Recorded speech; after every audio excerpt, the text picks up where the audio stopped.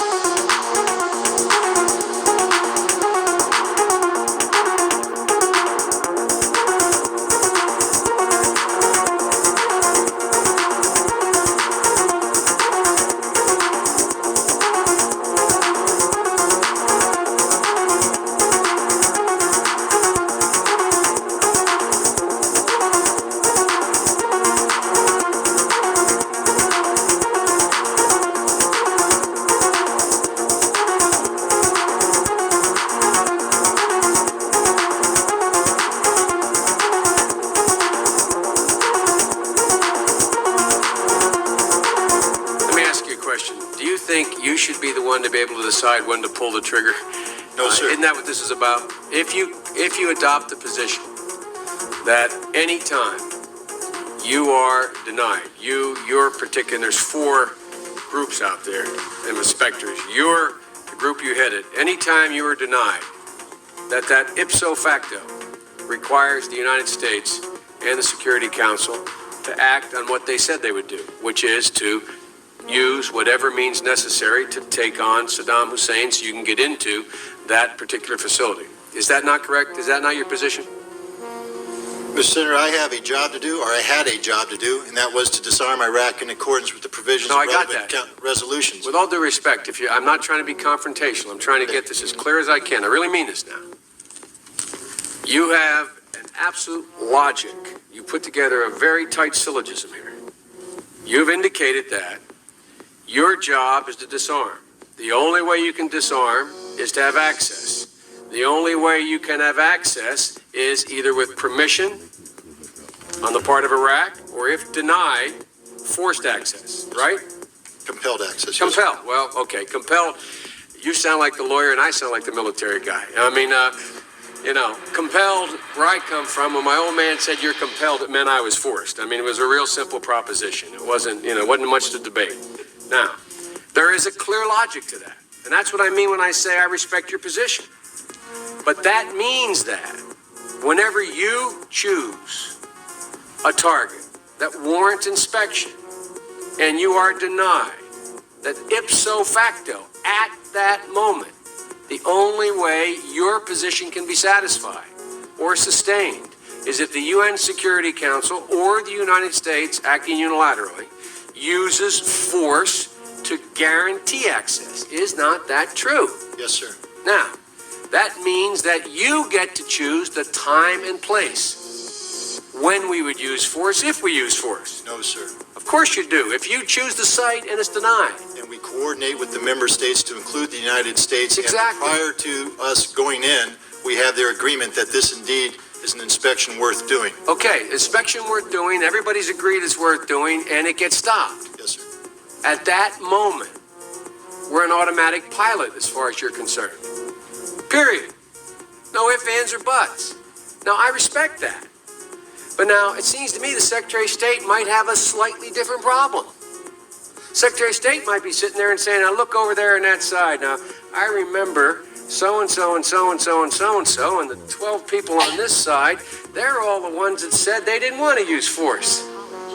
Now, I'm going to have to go tell the president now that we should, or Secretary Cohen, unleash whatever it takes to get it done. And our military assessment is the same as the majors. The majors' assessment is, privately held but publicly acknowledged later, that airstrikes alone aren't going to do this. Saddam's not going to cave on this. So, now here's the deal. I recommended the president have at it and let the chips fall where they may. A reasonable position for the Secretary of Defense, the Secretary of State to take. But I respectfully suggest, Major, I respectfully suggest they have a responsibility slightly above your pay grade. Slightly above your pay grade. To decide whether or not to take the nation to war alone. Or to take the nation to war partway. Or to take the nation to war halfway. That's a real tough decision. That's why they get paid the big bucks. That's why they get the limos and you don't. I mean this sincerely. I'm not trying to be flip. Because I think, and that's why I said at the outset, the reason why I'm glad you did what you did, we should come to our milk. We should make a decision. But in terms of whether the Secretary of State has no more to consider than you do as the arms inspector. You didn't get in, didn't get my job done, get me in. Period. You made the deal, right? That's the deal. A deal's a deal. Get me in. Scott Ritter, I'm ready to go. It's not how it works. Now, maybe it should work that way. But wouldn't you acknowledge that if you were President of the United States or the Secretary of State, you'd sit there and say, now, okay, old Scotty boy didn't get in. We said he should get in. We want him to get in. It's important that he does get in. They're not going to let him in, so what are we going to do now? We know that France and Russia aren't going to be with us. We're quite confident China's not. We've already run those traps. They're not there. We're not sure where the United States Senate is, but have at it, boys. Go get them. And by the way, Scott and the boys say air power's not enough. I think it's a legitimate debate, Major. I think it's a legitimate debate.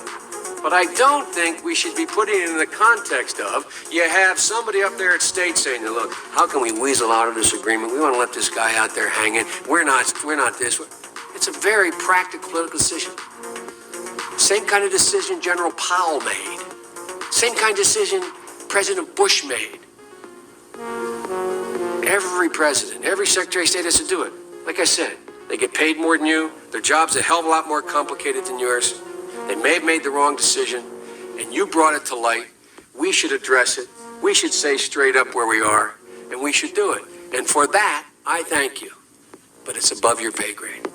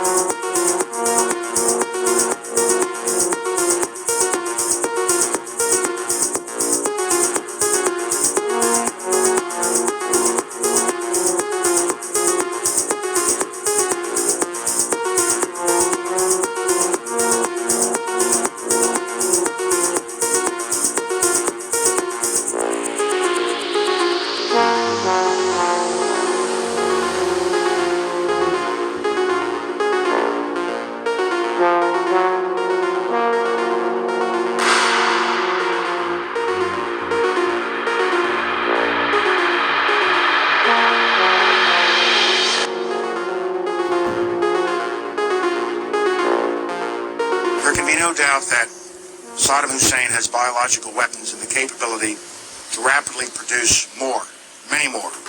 And he has the ability to dispense these lethal poisons and diseases in ways that can cause massive death and destruction. If biological weapons seem too terrible to contemplate, chemical weapons are equally chilling. UNMOVIC already laid out much of this, and it is documented for all of us to read in UNSCOM's 1999 report on the subject. If we consider just one category of missing weaponry, 6,500 bombs from the Iran-Iraq war, UNMOVIC says the amount of chemical agent in them would be in the order of 1,000 tons. These quantities of chemical weapons are now unaccounted for. Quipped that, quote, mustard gas is not marmalade. You are supposed to know what you did with it. We believe Saddam Hussein knows what he did with it, and he has not come clean to the international community. We have evidence these weapons existed. What we don't have is evidence from Iraq that they have been destroyed or where they are. That is what we're still waiting for.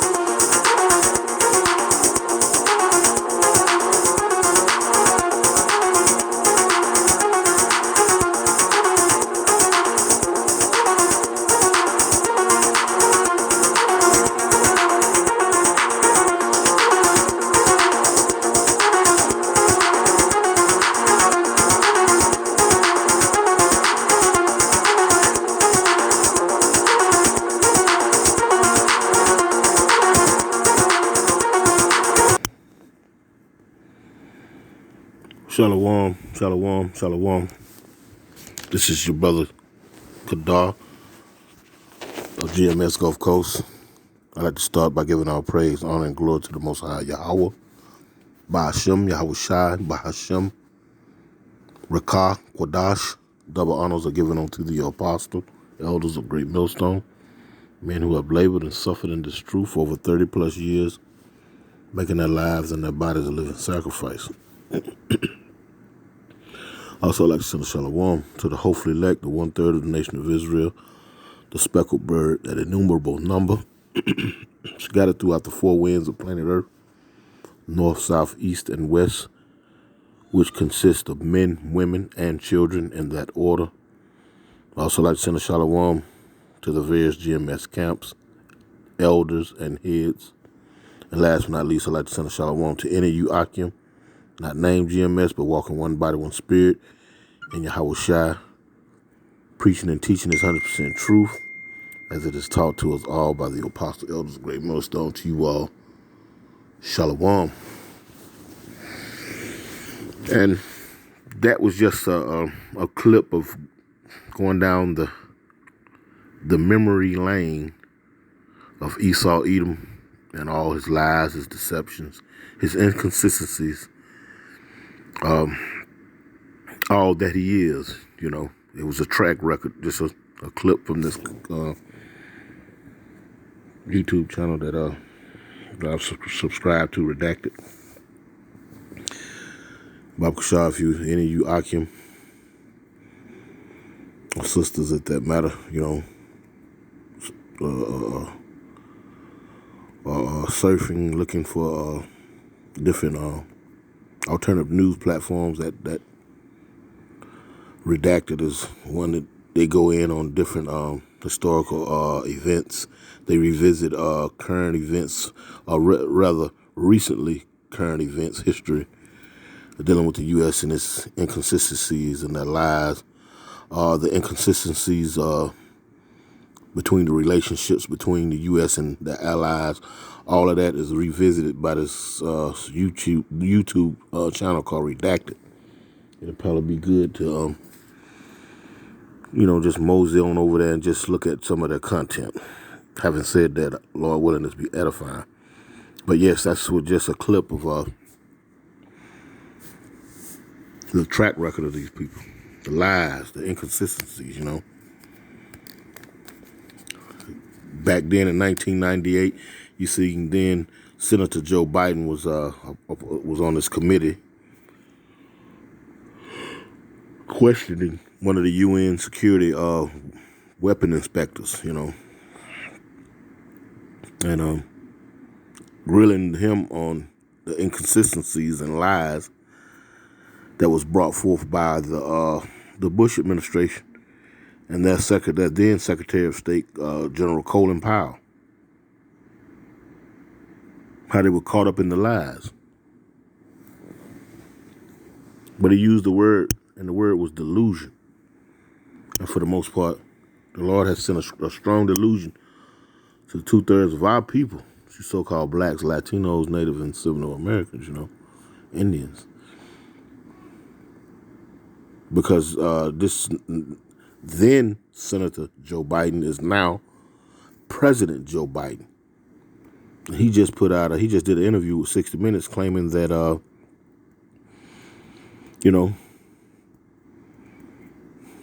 that the scare that came down in the end of 2019 and the whole world had to go on a lockdown deal. Everyone had to be taken care of because of this, He's now saying that that's all but over with now. In fact, he used the language that it's over with. Feeding into the inconsistencies and the lies. Now that he's in that position, he's the man that sits at the round table. He has to perpetrate the lies as well.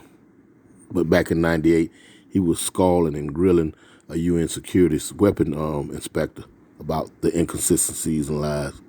These people are strong hypocrites. Very, very deep hypocrites. But he used that word delusion. And this word goes out to you so-called blacks, Latinos, Native, Seminole, and Native and American Native Americans. You believe in these lies because guess what? We're rolling up on 3-4 months now from campaign season 2023.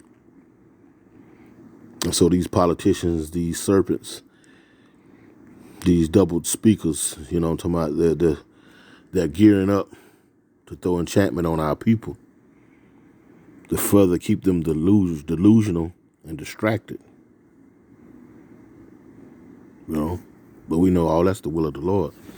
Just a second, 1 Thessalonians 2, and let's go straight to the point. We're going to go straight to the point.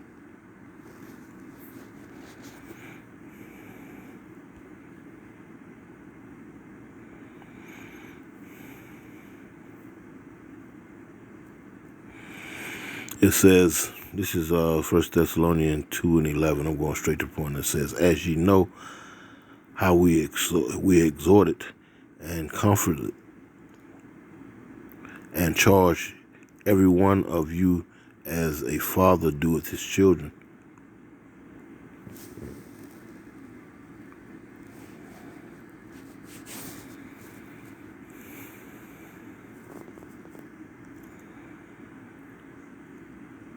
Oh, it's lucky. I think that ain't it. Hold on. Let me go to the next one. It's lucky. It's lucky. I had the wrong Thessalonians. It was 2. That's 2 Thessalonians. Lucky. Forgive me for that. This is 2 Thessalonians chapter 2 and 11. And it says, I'm going to start at verse 8, and it reads, and then shall that wicked be revealed, whom the Lord shall consume with the spirit of his mouth, and shall destroy the brightness of his coming. And every time these people open their mouths, they lying.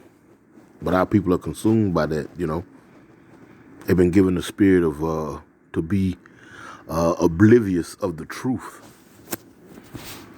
Talking to you so-called blacks, Latinos, Native, and Seminole Americans, you are oblivious to the truth. And that every time this so-called white man opens his mouth, the majority of our people believe, making excuses to keep forgiving this man.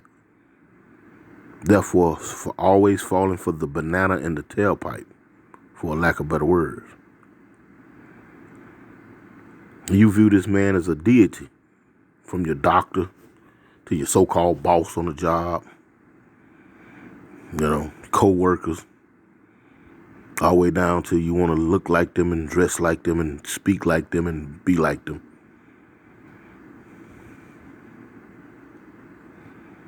You know? Anyway, it says, and then shall that wicked be revealed. And in these last days, he is being revealed.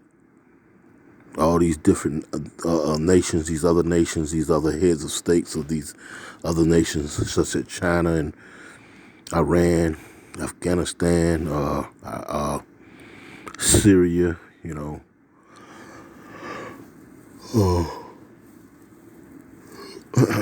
Yes, they're all seeing him for who he really is. But to the people, most importantly, who need to recognize who these people are and need to recognize who these people and to see these people for who they really are, to recognize them as being the great deceiver on the planet, a.k.a. the devil. For the people most importantly needing to know this, you so-called blacks, Latinos, Native Americans, you know, it goes right over your heads. The Lord's chosen people, the most important people on the planet, choose not to see these people for who they really are. And then shall that wicked be revealed, whom the Lord shall consume with the spirit of his mouth. And you hear the apostle elders of Great Millstone, the elders of Great Millstone, the heads of camps of Great Millstone, brothers who walk and talk and teach and like doctrine, walking in one body and in one spirit in Yahushua.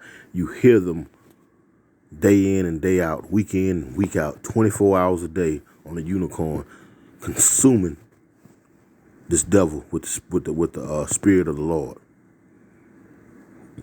prophesying, pointing out his faults, pointing out his track record. But yet 2/3 of our people will not acknowledge it.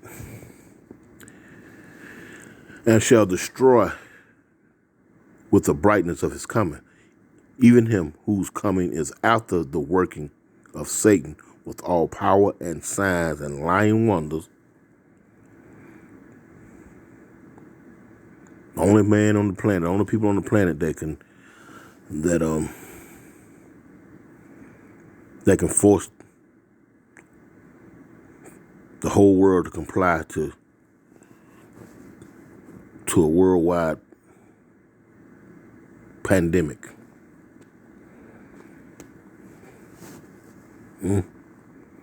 Even him whose coming is after the working of Satan with all power and signs and lying wonders. With that world, with the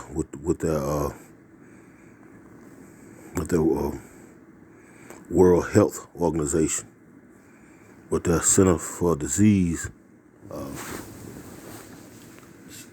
CDC, you know, with the mainstream news platforms, with their connections with world leaders worldwide, and most importantly, with their means to finance the governments, therefore having control over them. These people, even him whose coming is after the working of Satan with all power and signs and lying wonders, and with all deceivableness of unrighteousness in them that perish, because they received not the love of the truth, that they might be saved. And for this cause, God shall send them strong delusion that they should believe a lie. Campaign season is cranking up. Police reform may be possible. These are the lies that they tell you so-called blacks, Latinos, and Native Americans, you know. If y'all just get out and come vote and whatnot, you know, as a group, as a party, then your grievances shall be addressed This is a strong delusion that week in and week out, month in and month out, year in and year out, generation after generation, you believe these lies that these people that they tell. And the sad part about it is that their track record shows that that's all it is a lie. You know, the track record shows that it's all just a lie. You know, but they can't help themselves. This is Psalms 109 and verse 1, and it reads, a psalm of David. Hold not thy peace, O God of my praise, for the mouth of the wicked and the mouth of the deceitful are open against me. They have spoken against me with a lying tongue. They compass me about also with words of hatred, and fought against me without a cause. For my love, they are my adversaries, but I give myself unto prayer. And they have rewarded me evil for good and hatred for my love. Set thou a wicked man over him, and let Satan stand at his right hand. And the spiritual demon Satan, his right-hand man is this so-called white man. This man that has been set above us. Pursuant to Daniel's, I think it's in the book of Daniel, where it said that the Lord ruleth in the kingdom of men, and he set above it the basis of men. He set above he put up whoever he want to put up. And he put up this wicked ass so-called white man, which is the right-hand man to the spiritual demon Satan. Set thou up a wicked man over him, and let Satan stand at his right hand. It says, when we shall be judged, let him be condemned, and let his prayers become sin.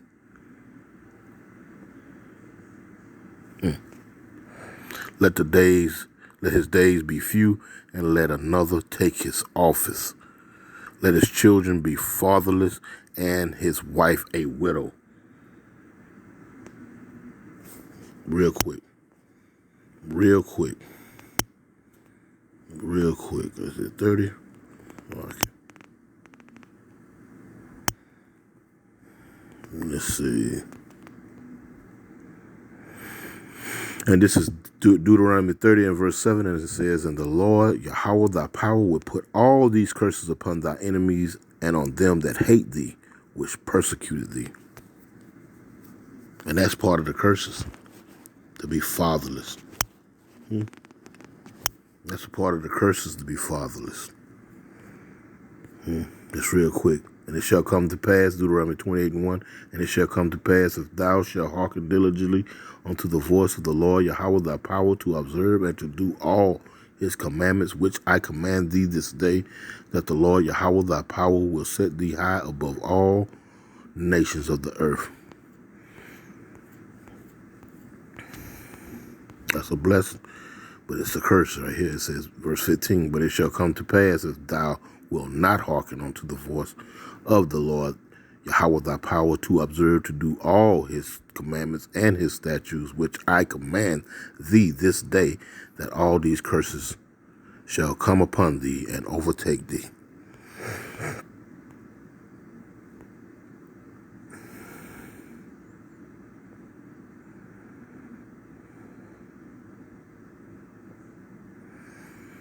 Let's see.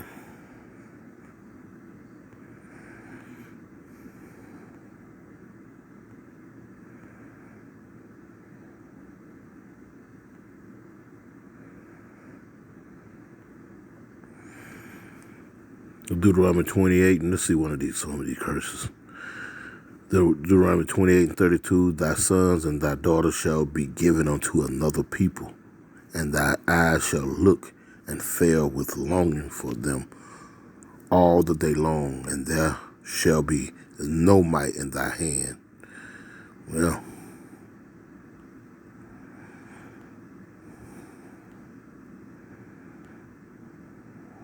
Let's see. Thou shalt become an astonishment.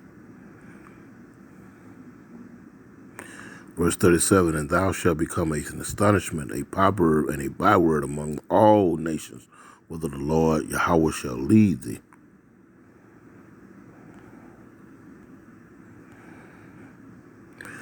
Verse 41, thou shalt beget sons and daughters, but thou shalt not enjoy them, for they shall go into captivity. These are the curses.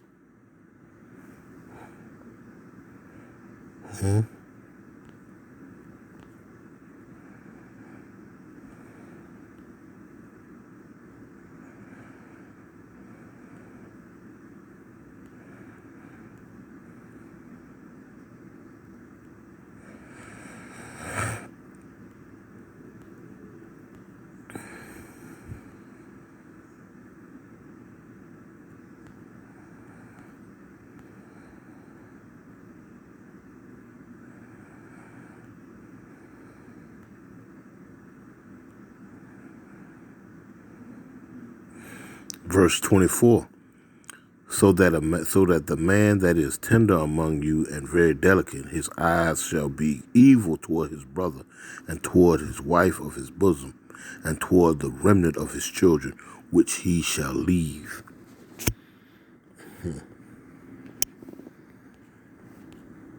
We're going to put the curses on these clowns. They sit there all boastful and pride. This is Psalms 109 and 5, and it reads, and they have rewarded me evil for good, and hatred for my love.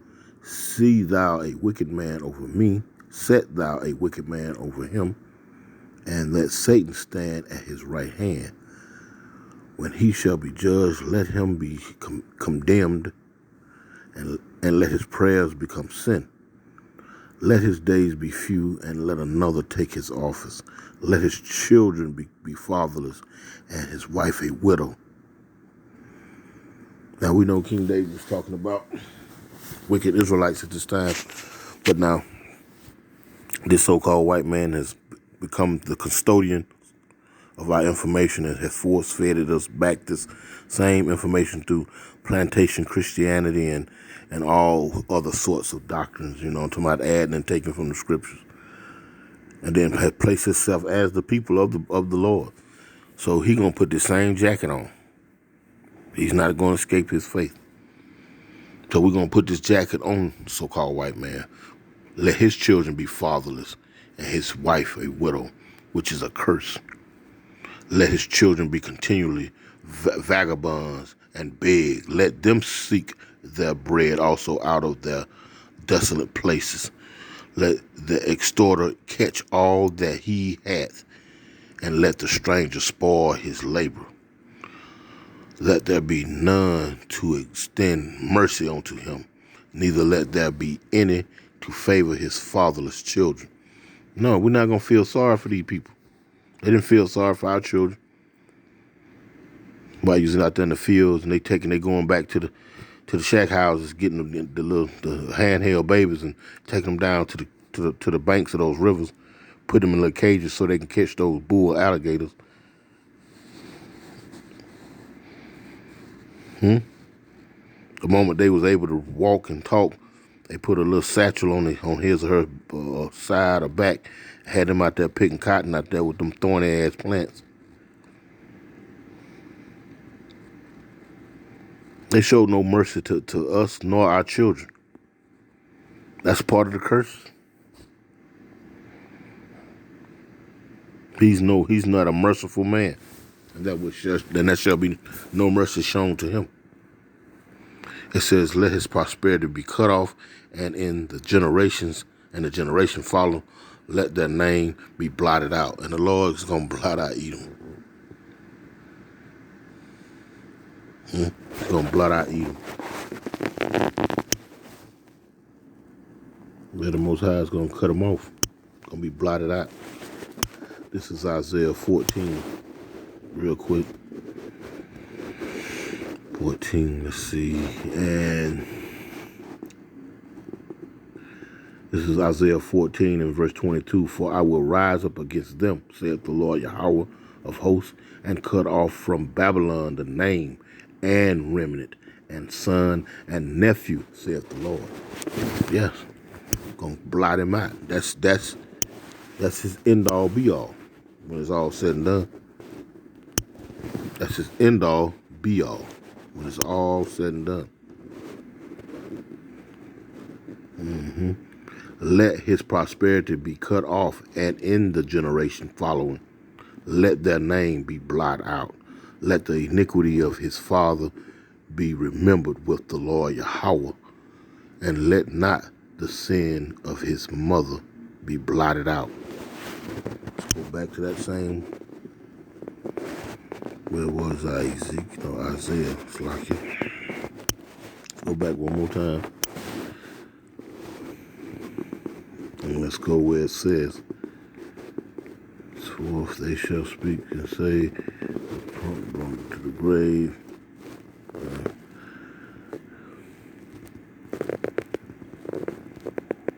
Let's see.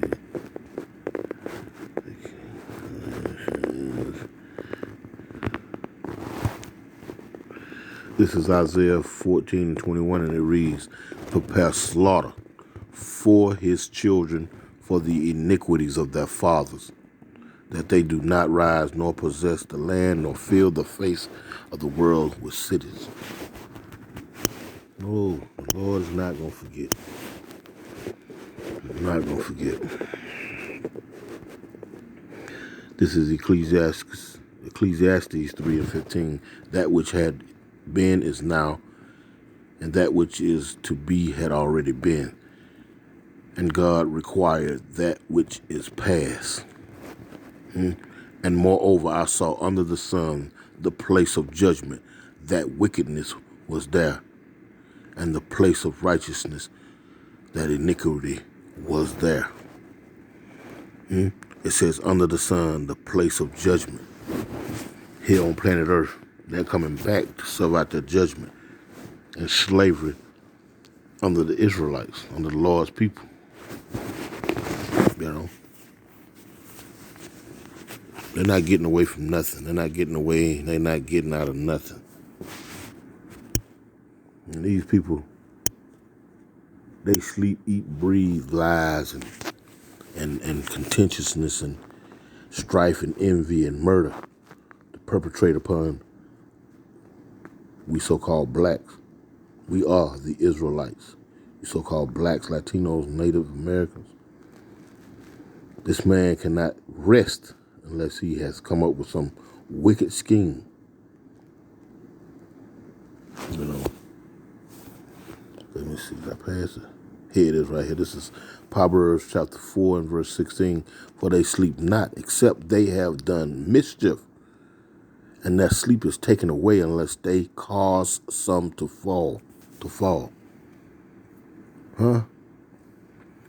For they sleep not, except they have done mischief, and their sleep is taken away unless they cause some to fall. For they eat the bread of wickedness and drink the wine of violence.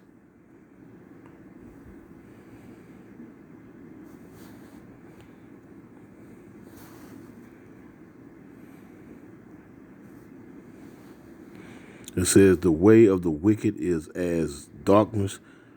They know not at what they stumble. Because their whole life, their whole existence is just being wicked. It's just being wicked.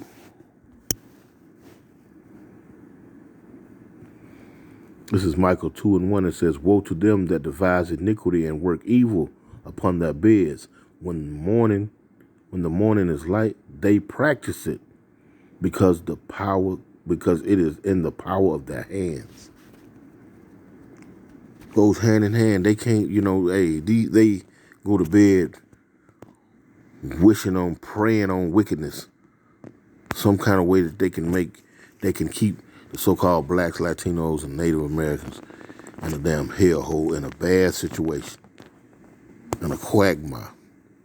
And what better way to do it is to have you to choose sides, whether you Democrat, Republican, Independent, you know, knick-knack, paddywhack, give a dog a bone. And keeping you far, far from your power. Not even considering the Lord. Not even considering all this wickedness that you participated in as far as dealing with these people and their ways and trying to assimilate into society and get along with these people. All that has failed miserably. And your one true remedy is in these scriptures.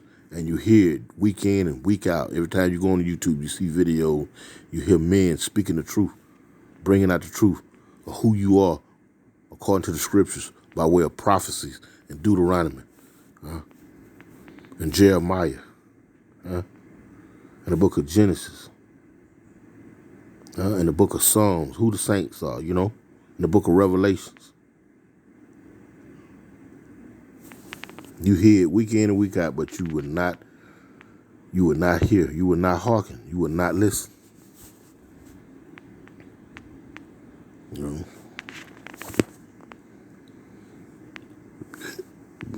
But hey, that's just what it is. It is what it is. Anyway, I just want to speak on that. I came across my feed there. I'm going to look at a few more videos here. And Lord willing, to put the Spirit on me to do a little more speaking. Lord willing, was edifying. I want to give all power, praise, honor, and glory to the Most High Yahweh Bashem Yahushua. Double honor to the Apostle Elder Great Millstone. Shalom.